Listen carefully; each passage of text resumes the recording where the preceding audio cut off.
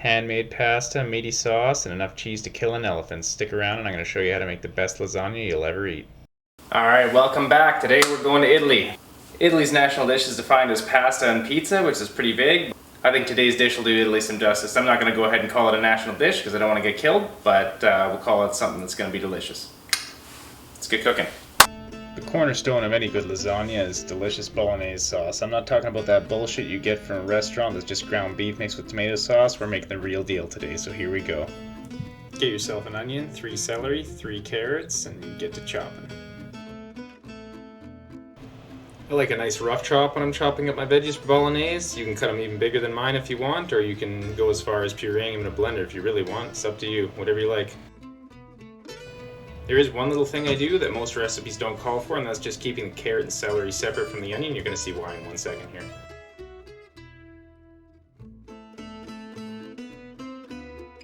The last veggie we have to deal with here is garlic, so we're just going to go ahead and get that the hell out of here because garlic doesn't belong in bolognese. I've actually made it both ways and it does taste better without garlic, and it's also a sin of Italian cooking to put garlic in a bolognese sauce. I couldn't find pancetta today, so I used a high quality bacon instead. You can use either one and it's still going to taste awesome. Get a big pot, fire in some good quality olive oil, and let's get that bacon frying off.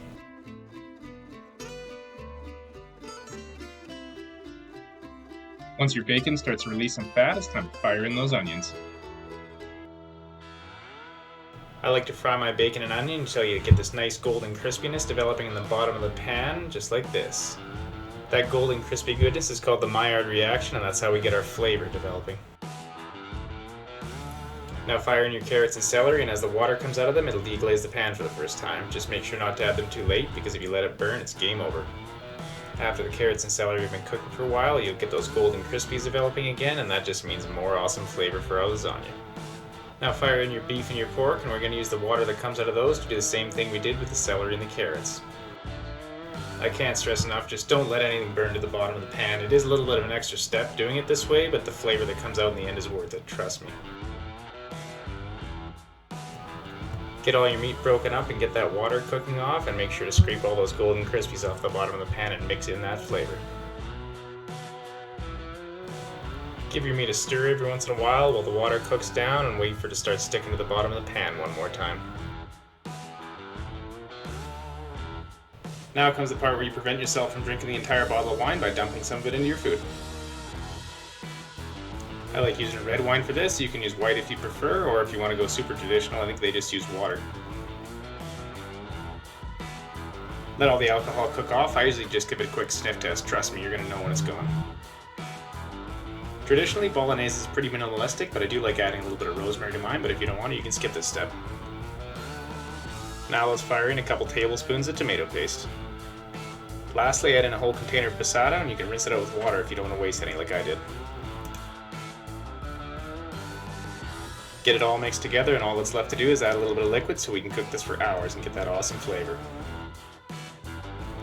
I am going to use stock for my liquid today. Traditionally they do use water, but I made this stock myself out of just beef, carrots, celery, and onions, so I don't think we're going too far out into the weeds flavor profile wise here.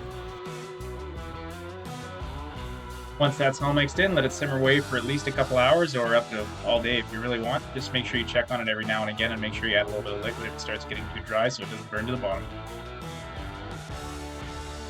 I usually cook my bolognese the day before, so it has all day to cook. Just if you're doing it this way, be aware your family's probably going to steal a whole bunch and eat it, so make extra like I did. Once you've cooked it as much as you want, you got a nice consistency like this. The last step before you put it in the fridge for the night is to add a cup of milk. This is probably weird if you've never done this before. I know the first time I encountered this, it weirded me right out, but it creams the sauce up really nice, and it actually helps soften the meat with the enzymes from the milk, so it's definitely a must. Now it's time to trick your kids into eating more vegetables. Get yourself a food processor, throw in some ricotta, some garlic, grate in as much Parmigiano as you want, and add a whole ton of spinach. And blend it up and do a nice green paste. I know I said don't add garlic to bolognese, but I do like having a little bit of garlic in my lasagna, and this is where you're going to get that awesome garlic flavor from. Alright, now it's past the time. Get yourself 3 cups of flour. That's definitely going to look like 4 because your kid stole your 1 cup measuring cup for pancakes. Then make yourself a bigger well than I did so you don't spill your eggs all over the place, and add 5 whole eggs to the mix. For some reason today I decided to combine this all by hand, but if you want to be smarter than me, take a fork and just slowly work the flour into the middle. Hopefully you're doing better than I am in this video here, but once you get it all coming together, get it combined and knead it a couple times and form it into a ball and let it rest for a half hour. Once your half hour's up, it's time to roll out the dough. You can use a pasta machine for this, I do have one, but anytime I've seen any Italian pasta Jedi grandmas doing this online, it's not what they've used, so I think you know what has to happen next. If you are going to roll it out like I did, just make sure you flour your surface well, the pasta's going to stick and start to rip. But I'm not going to lie, this is the first time I've ever hand rolled lasagna and it is a ton of work. If you want to save yourself some time, there's nothing wrong with the machine.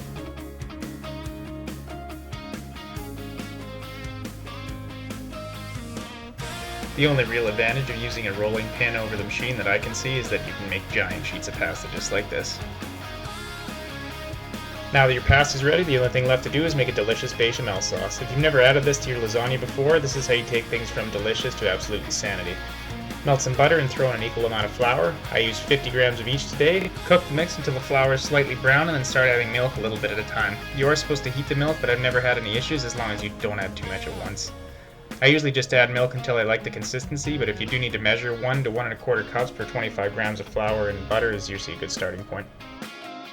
Once you hit the consistency you want, it's time to add some nutmeg and then taste for seasoning. Fire in some salt and pepper to taste, give it a quick stir, and your bechamel sauce is good to go. Alright, the only thing we have left to do now is put it all together, so get yourself some bolognese, get a base layer into your pan, and then add your first layer of pasta. If you end up with any gaps, you can always use your little offcuts of pasta to fill things in and make sure your layer's all good.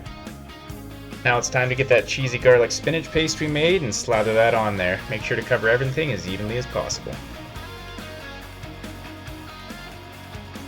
Now start building up the rest of your layers with your bolognese sauce, your bechamel, and grating on some Parmigiano on top of everything.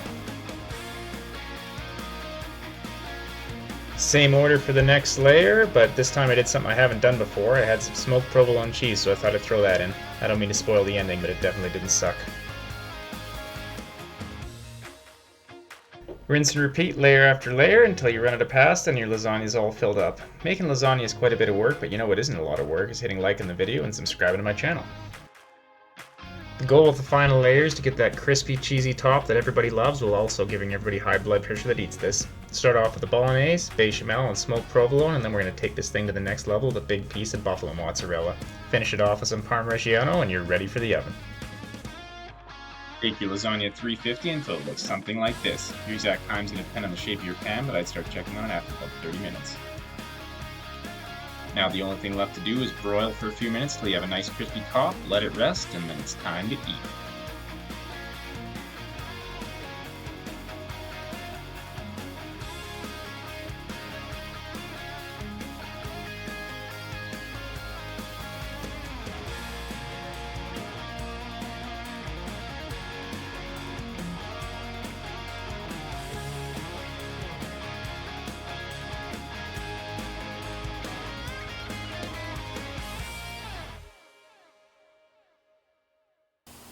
Alright, taste test time. This is actually the first dish I've made on this channel where I've actually done it before.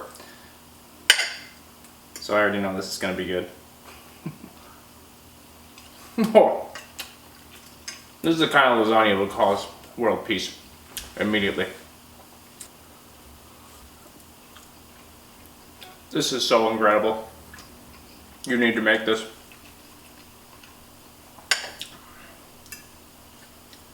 Homemade pasta, delicious sauce, get that garlic flavor in there. This can't be beat. Number one right here. It took a little bit of work. Really, there's nothing that hard though. You can make this tonight. You don't have a reason not to. Go cook yourself something good. Thank you so much for watching. Please like and subscribe if you liked the video, and if you have a national dish you want to see me make, then just comment down below.